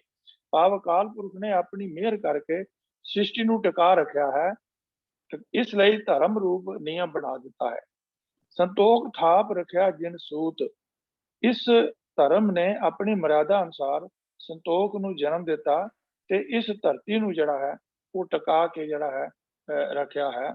ਜੇ ਕੋ ਬੁਝਿਆ ਹੋਵੇ ਸਚਿਆਰ, ਜੇ ਕੋਈ ਇਸ ਗੱਲ ਨੂੰ ਸਮਝ ਲਵੇ ਕਿ ਧਰਤੀ ਮਰਿਆਦਾ ਨਾਲ ਟਿਕੀ ਹੋਈ ਹੈ ਤਾਂ ਤਬਲੇ ਉੱਪਰ ਕੇਤਾ ਪਾਰ, ਨਹੀਂ ਤਾਂ ਖਿਆਲ ਤਾਂ ਕਰੋ ਕਿ ਬਲਦ ਉੱਤੇ ਧਰਤੀ ਦਾ ਕਿਤਨਾ ਕੁ ਬੇਅੰਤ ਭਾਰ ਹੈ। ਉਹਨਾਂ ਵਿਚਾਰਾ ਉਹ ਵਿਚਾਰਾ ਇਤਨੇ ਕੁ ਭਾਰ ਨੂੰ ਕਿਵੇਂ ਚੁੱਕ ਸਕਦਾ ਹੈ, ਕਿਉਂਕਿ ਧਰਤੀ ਹੋਰ ਪਰੇ ਹੋਰ ਹੈ। ਤੋ ਇਸ ਗੱਲ ਦਾ ਸਾਨੂੰ ਇਹ ਨਿਰਣਾ ਮਿਲਦਾ ਹੈ ਕਿ ਪ੍ਰਮਾਤਮਾ ਨੇ ਕੋਈ ਵਟੇ ਰੱਖ ਕੇ ਧਰਤੀ ਨੂੰ ਨਹੀਂ ਤੋਲਿਆ, ਨਾ ਚਾਰ ਮਾਸੇ ਦਾ ਤੇ ਨਾ ਕੋਈ ਹੋਰ। ਇਹ ਸਿੰਬੋਲਿਕ ਹੈ। ਸਾਨੂੰ ਗੁਰੂ ਸਾਹਿਬ ਨੇ ਬੜੇ ਸਹੀ ਤਰੀਕੇ ਨਾਲ ਜਪਜੀ ਸਾਹਿਬ ਵੀ ਸਮਝਾ ਦਿੱਤਾ ਸੀ ਮੁੱਢਲੀ ਬਾਣੀ 'ਚ ਕਿ ਇਹ ਸਾਰੀ ਧਰਤੀ, ਸਾਰੀ ਸ੍ਰਿਸ਼ਟੀ ਜਿਹੜੀ ਹੈ ਉਹ ਪਰਮਾਤਮਾ ਦੇ ਨਿਯਮ ਦੇ ਵਿੱਚ ਜਿਹੜੀ ਬੱਝੀ ਹੋਈ ਹੈ ਤੇ ਇਸ ਕਰਕੇ ਹੀ ਜਿਹੜੀ ਹੈ ਇਹ ਟਿਕੀ ਹੋਈ ਹੈ। ਨਹੀਂ ਤੇ ਅਸੀਂ ਅੱਜ ਕੱਲ੍ਹ ਦੇਖਦੇ ਹਾਂ ਕਿ ਅੱਜ ਕੱਲ੍ਹ ਸਾਇੰਸ ਬੜੀ ਅੱਗੇ ਵੱਧ ਗਈ ਹੈ, ਹੋਰ ਗੈਲੈਕਸੀਜ਼ ਆ ਗਈਆਂ ਹਨ, ਹੋਰ ਪਲੈਨਟਸ ਆ ਗਏ ਹਨ, ਹੋਰ ਚੀਜ਼ਾਂ ਆ ਗਈਆਂ ਹਨ ਜਿਹੜਿਆਂ ਦਾ ਕਿ ਟਕਰਾਵ ਜਿਹੜਾ ਹੈ ਸੰਭਵ ਹੈ। ਲੇਕਿਨ ਇੱਕ ਰੈਵੋਲੂਸ਼ਨ ਹੈ ਕਿ ਧਰਤੀਆਂ ਆਪਣੇ ਐਕਸਿਸ ਦੇ ਉੱਪਰ ਵੀ ਘੁੰਮ ਰਹੀਆਂ ਹਨ ਤੇ ਫਿਰ ਕਿਸੇ ਵੱਡਾ ਜਿਹੜਾ ਉਹਦੇ ਨੇੜੇ ਹੈ ਸਟਾਰ ਹੈ ਜਾਂ ਜਿਹੜਾ ਹੈ ਪਲੈਨਟ ਹੈ ਉਸ ਦੇ ਇਰਦ ਗਿਰਦ ਵੀ ਘੁੰਮ ਰਹੀਆਂ ਹਨ। ਤੋ ਇਹ ਇੱਕ ਨਿਯਮ ਹੀ ਹੈ ਜਿਸ ਨੂੰ ਪਰਮਾਤਮਾ ਆਪ ਹੀ ਸਮਝ ਸਕਦਾ ਹੈ ਤੇ ਸਾਨੂੰ ਇਹ ਹੀ ਬਣਦਾ ਹੈ ਕਿ ਅਸੀਂ ਉਸ ਪਰਮਾਤਮਾ ਦੇ ਨਿਯਮ ਦੇ ਅੱਗੇ ਸਿਰ ਝੁਕਾਈਏ ਕਿ ਪਰਮਾਤਮਾ ਨੇ ਹੀ ਸਾਰੀ ਸ੍ਰਿਸ਼ਟੀ ਨੂੰ ਆਪ ਸਾਜਿਆ ਹੈ। ਆਪੀ ਨੇ ਆਪ ਸਾਜਿਓ, ਆਪੀ ਨੇ ਰਚਿਓ ਨਾਉ, ਦੋਈ ਕੁਦਰਤ ਸਾਜੀਏ ਕਰ ਆਸਨ ਡਿਠੋ ਚਾਓ। ਇਹ ਸਾਰੀ ਸ੍ਰਿਸ਼ਟੀ ਵਿੱਚ ਆਪ ਹੀ ਬੈਠਾ ਪਰਮਾਤਮਾ ਤੇ ਆਪ ਹੀ ਸਾਰੀ ਸ੍ਰਿਸ਼ਟੀ ਨੂੰ ਬੈਲੈਂਸ ਕਰਕੇ ਚਲਾ ਰਿਹਾ ਹੈ। ਵਾਹਿਗੁਰੂ ਜੀ ਕਾ ਖਾਲਸਾ, ਵਾਹਿਗੁਰੂ ਜੀ ਕੀ ਫਤਿਹ। ਕੋਈ ਐਸਾ ਵੱਟਾ ਜਾਂ ਤੋਲ ਨਹੀਂ ਹੈ, ਇਹ ਸਾਰੀਆਂ ਸਿੰਬੋਲਿਕ ਗੱਲਾਂ ਨੇ। ਤੋ ਕੋਸ਼ਿਸ਼ ਕਰਨੀ ਚਾਹੀਦੀ ਹੈ ਜਿਹੜੇ ਵੀ ਕਥਾਕਾਰ ਵੀ ਹੋਣ, ਵਿਆਖਿਆਕਾਰ, ਕਿ ਗੁਰਬਾਣੀ ਦਾ ਜਿਹੜਾ ਤੱਤ ਸਾਰ ਹੈ ਉਹਦੇ ਨਾਲ ਸੰਗਤ ਨੂੰ ਜੋੜਿਆ ਜਾਏ। ਇਸ ਤਰ੍ਹਾਂ ਦੀਆਂ ਜਿਹੜੀਆਂ ਨਾਲ ਆਪਾਂ ਕਹਾਣੀਆਂ ਜਾਂ ਮਨੌਤਾਂ ਲਾ ਦਿੰਦੇ ਉਹ ਕਈ ਵਾਰੀ ਉਲਟ ਹੋ ਜਾਂਦਾ ਕੰਮ। ਬੰਦਾ ਪਹਿਲੇ ਵੀ ਪਿਛਲੇ ਸਵਾਲ 'ਚ ਮੈਂ ਬੇਨਤੀ ਕੀਤੀ ਸੀ ਵੀ ਮਹਾਰਾਜ ਸਾਨੂੰ ਸ਼ਬਦ ਨਾਲ ਜੋੜਿਆ, ਕਹਾਣੀ ਨਾਲ ਨੇ। ਤੋ ਜੇਕਰ ਕਿਤੇ ਕਹਾਣੀ ਹੈ ਵੀ ਹੈ ਰੈਫਰੈਂਸ ਲਈ ਤੇ ਗੁਰਬਾਣੀ 'ਚ ਆਉਂਦੀ ਤੇ ਉੱਥੇ ਵੀ ਸਾਨੂੰ ਉਹਦੇ ਤੱਤ ਸਾਰ ਨਾਲ ਜਾਂ ਉੱਥੋਂ ਜੋ ਸਿੱਖਿਆ ਮਿਲਦੀ ਉਹਦੇ ਨਾਲ ਜੋੜਿਆ। ਪਰ ਇਹ ਜਿਹੜੇ ਅਸਾਂ ਵਰਗੇ ਲੋਕ ਜਿਹੜੇ ਵਿਆਖਿਆ ਕਰਦੇ ਨੇ ਤੇ ਉਹ ਇਹੋ ਜਿਹੀਆਂ ਜਿਸ ਵੇਲੇ ਆਪਣੀਆਂ ਕੋਲੋਂ ਜੋੜੀਆਂ ਹੀ ਗੱਲਾਂ ਦੱਸਦੇ ਨੇ। ਇਹ ਠੀਕ ਹੈ, ਕੰਨ ਰਸ ਤੇ ਉਹਨਾਂ 'ਚ ਬੜਾ ਪੈਦਾ ਹੁੰਦਾ, ਪਰ ਕੰਨ ਰਸ ਦੀ ਲੋੜ ਨਹੀਂ ਹੈ, ਸੰਤ ਸ਼ਬਦ ਰਸ ਦੀ ਲੋੜ। ਤੋ ਸਤਿਗੁਰੂ ਕਿਰਪਾ ਕਰਨ ਅਸੀਂ ਸਹੀ ਗੱਲ ਜਿਹੜੀ ਸਮਝੀਏ। ਤਜਿੰਦਰ ਸਿੰਘ ਜੀ, ਧੰਨਵਾਦ ਆਪ ਜੀ ਦਾ।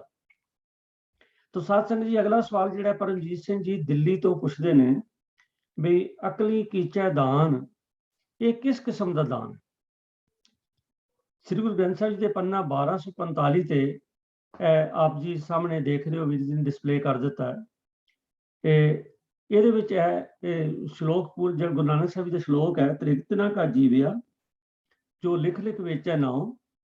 ਤੋ ਜਿਹਦਾ ਅਰਥ ਹੈ ਕਿ ਕਈ ਲੋਕ ਕੀ ਕਰਦੇ ਨੇ ਕਿ ਜੰਤਰ ਮੰਤਰ ਭਾਵ ਕਈ ਟੂਣੇ ਤਵੀਜ਼ ਬਣਾ ਕੇ ਤੰਤਰ ਮੰਤਰ ਉਹਦੇ ਵਿੱਚ ਲੋਕਾਂ ਨੂੰ ਪਾ ਦਿੰਦੇ। ਗੁਰਬਾਣੀ ਬੜੀ ਸਪਸ਼ਟ ਹੈ ਕਿ ਸਰਵ ਧਰਮ ਹੈ ਸ੍ਰੇਸ਼ਟ ਧਰਮ, ਹਰ ਕੋ ਨਾਮ ਜਪ ਨਿਰਮਲ ਕਰਮ। ਅਸੀਂ ਨਿਰਮਲ ਕਰਮ ਕਰਨੇ ਨੇ। ਗੁਰਬਾਣੀ ਦੇ ਆਸ਼ੇ ਅਨੁਸਾਰ ਜਿਸ ਵੇਲੇ ਜੀਵਨ ਜੀਵਾਂਗੇ ਨਾ ਤੇ ਸਾਡਾ ਜੀਵਨ ਆਪੇ ਵਧੀਆ ਹੋ ਜਾਏਗਾ। ਤੋ ਇੱਥੇ ਜਿਹੜਾ ਇਹ ਗੁਰੂ ਮਹਾਰਾਜ ਨੇ ਇਸ ਸ਼ਬਦ ਜਿਹੜਾ ਕਿਹਾ ਅਕਲੀ ਪੜ੍ਹ ਕੇ ਬੁੱਝੀਐ ਅਕਲੀ ਕੀਚੈ ਦਾਨ, ਇਸ ਤੋਂ ਪਹਿਲੀ ਤੁਕ ਵੀ ਹੈ ਅਕਲੀ ਸਾਹਿਬ ਸੇਵੀਐ ਅਕਲੀ ਪਾਈਐ ਮਾਨ। ਭਾਵ ਇਹ ਹੈ ਕਿ ਜੇਕਰ ਅਸੀਂ ਅਕਲ ਦਾ ਮਾਨਾ ਕੀ ਹੁੰਦਾ ਜੀ, ਸਮਝ।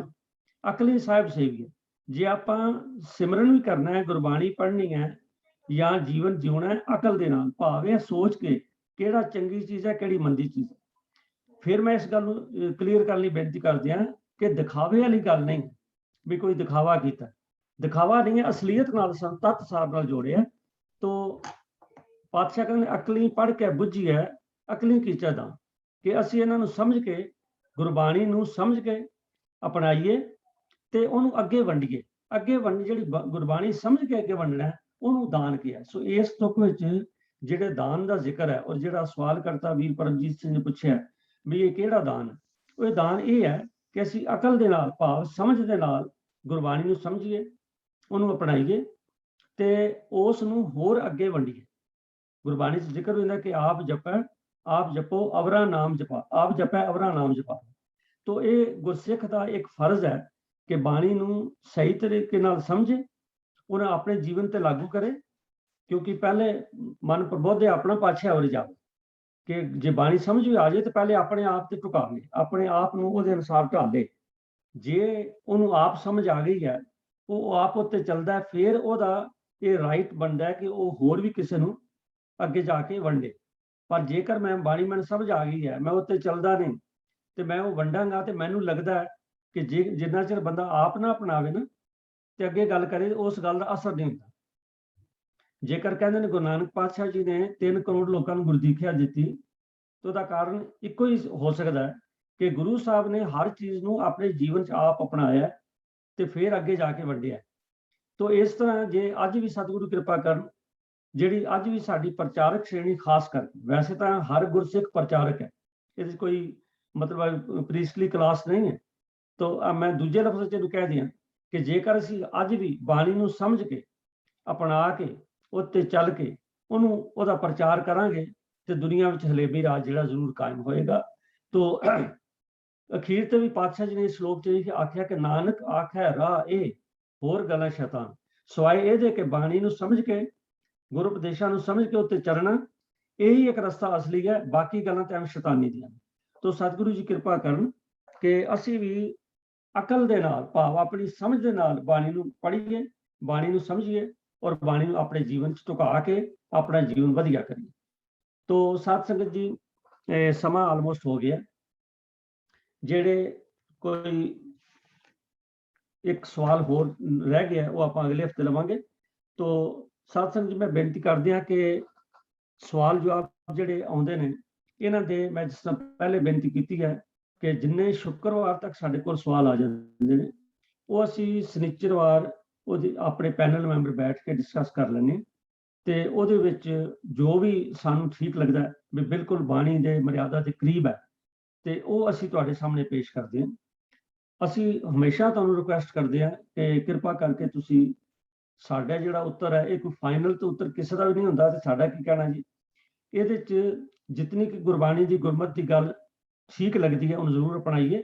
ਹਾਂ, ਜਿੱਥੇ ਕੋਈ ਕਮੀ ਰਹਿ ਗਈ ਹੈ ਉਹਨੂੰ ਤੁਸੀਂ ਪੁਆਇੰਟ ਆਊਟ ਜ਼ਰੂਰ ਕਰਨਾ, ਤਾਂ ਜੇ ਅਸੀਂ ਅੱਗੋਂ ਲਈ ਆਪਣੀ ਸੁਧਾਈ ਕਰਕੇ ਸੰਗਤ ਵਿੱਚ ਸਾਹਮਣੇ ਪੇਸ਼ ਹੋਈਏ। ਤੋ ਕਿਰਪਾ ਕਰਕੇ ਅੱਜ ਵੀ ਜਿਹੜੇ ਸਵਾਲ ਜਵਾਬ ਚੱਲੇ ਨੇ, ਉਹਨਾਂ 'ਚ ਜਿੰਨੀ ਕੁ ਸੁਧਾਈ ਹੈ ਉਹ ਆਪ ਜੀ ਹੁਣ ਹੱਥ ਖੜਾ ਕਰਕੇ ਵੀ ਦੱਸ ਸਕਦੇ ਹੋ, ਜਾਂ ਗਰੁੱਪ ਚੈਟ 'ਚ ਪਾ ਸਕਦੇ ਹੋ, ਜਾਂ ਬਾਅਦ ਵਿੱਚ ਵੀ ਤੁਹਾਨੂੰ ਕੋਈ ਖਿਆਲ ਆਉਂਦਾ ਤਾਂ ਕਿਰਪਾ ਕਰਕੇ ਇਸ ਗਰੁੱਪ ਵਿੱਚ ਪਾ ਕੇ ਸਾਨੂੰ ਜ਼ਰੂਰ ਆਗਾਹ ਕਰੋ, ਤਾਂ ਜੇ ਅਸੀਂ ਹੋਰ ਉਹਨੂੰ ਚੰਗੀ ਤਰ੍ਹਾਂ ਲੱਭ ਕੇ ਤੇ ਉਹਦੀ ਕੋਸ਼ਿਸ਼ ਕਰੀਏ।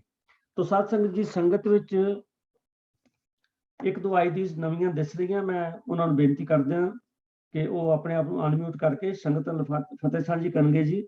ਇੱਕ ਤਾਂ ਆਈਡੀ ਹੈ ਜੀ AIKER ਐਕਰ ਸਿੰਘ, ਜਿਨ੍ਹਾਂ ਦੀ ਇਹ ਆਈਡੀ ਹੈ। ਅਗਰ ਉਹ ਸੰਗਤ 'ਚ ਪਹਿਲੀ ਵਾਰੀ ਆਏ ਨੇ ਤਾਂ ਮੈਂ ਉਹਨਾਂ ਨੂੰ ਬੇਨਤੀ ਕਰਾਂਗਾ ਵੀ ਅਨਮਿਊਟ ਕਰ ਲਓ ਜੀ, ਔਰ ਸੰਗਤ ਨਾਲ ਆਪਣੀ ਫਤਿਹ ਸਾਂਝੀ ਕਰ ਲਓ। AIKER acre Singh. दूसरी आईडी है जी सोना कौर, SONA सोना कौर, जिन्हों की आईडी है, अपने अनम्यूट कर लो जी और अपनी ब्रीफ इंट्रोडक्शन दे दी।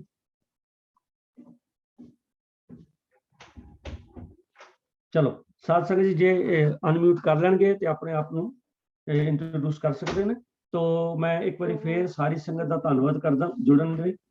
आप जी क्वेश्चन भेजते हो, अपने सुझाव भी भेजा करो ਤਾਂ ਜੇ ਅਸੀਂ ਇਹਨਾਂ ਨੂੰ ਹੋਰ ਇੰਪਰੂਵ ਕਰ ਸਕੀਏ। ਤੋ ਜਿੰਨੇ ਵੀ ਕੁਐਸਚਨ ਆਪ ਜੀ ਦੇ ਆਉਂਦੇ ਨੇ, ਚਾਹੇ ਗੁਰਬਾਣੀ ਤੇ ਨੇ, ਰਹਿਤ ਮਰਿਆਦਾ ਤੇ ਨੇ, ਜਾਂ ਸਿੱਖ ਇਤਿਹਾਸ ਨੇ, ਕੋਸ਼ਿਸ਼ ਤਾਂ ਇਹੀ ਹੁੰਦੀ ਹੈ ਕਿਉਂਕਿ ਸਾਡੇ ਕੋਲ ਪੈਨਲ ਤੇ ਵੱਖ-ਵੱਖ ਵਿਸ਼ਿਆਂ ਨਾਲ ਸੰਬੰਧ ਰੱਖਣ ਵਾਲੇ ਵੀਰ ਹਨ। ਸਤਿਗੁਰੂ ਉਹਨਾਂ ਨੂੰ, ਉਹਨਾਂ ਤੇ ਕਿਰਪਾ ਕਰਨ, ਉਹਨਾਂ ਨੂੰ ਵੀ ਹੋਰ ਸੋਝੀ ਦੇਣ, ਤਾਂ ਜੇ ਉਹਨਾਂ ਦੀ ਜਿੱਥੇ ਆਪਣੀ ਆਤਮਿਕ ਤਰੱਕੀ ਹੋਵੇ, ਉੱਥੇ ਇਸ ਬਾਣੀ ਦੇ ਪ੍ਰਸ਼ਾਦ ਨੂੰ ਆਪਾਂ ਅੱਗੇ ਵੀ ਵੰਡੀਏ। ਤੋ ਅੱਜ ਦਾ ਇਹ ਜੋ ਸੈਸ਼ਨ ਹੈ ਨਿਭਾਉਂਦਿਆਂ ਹੋ ਗਈਆਂ ਨੇ ਇੱਕ ਪ੍ਰਕਾਰ ਦੀਆਂ ਭੁੱਲਾਂ ਗਲਤੀਆਂ ਲਈ ਖਿਮਾ। ਤੋ ਸਤਿਗੁਰੂ ਸੱਚੇ ਪਾਤਸ਼ਾਹ ਕਿਰਪਾ ਕਰਨਗੇ। ਅਗਲੇ ਸੋਮਵਾਰ ਅਸੀਂ ਫੇਰ ਤੁਹਾਡੇ ਜਿਹੜੇ ਸਵਾਲ ਆਏ ਹੋਣਗੇ ਉਹਨਾਂ ਨੂੰ ਤਿਆਰ ਕਰਕੇ ਤੁਹਾਡੇ ਸਾਹਮਣੇ ਪੇਸ਼ ਹੋਣ ਦੀ ਕੋਸ਼ਿਸ਼ ਕਰਾਂਗੇ। ਧੰਨਵਾਦ। ਵਾਹਿਗੁਰੂ ਜੀ ਕਾ ਖਾਲਸਾ, ਵਾਹਿਗੁਰੂ ਜੀ ਕੀ ਫਤਿਹ।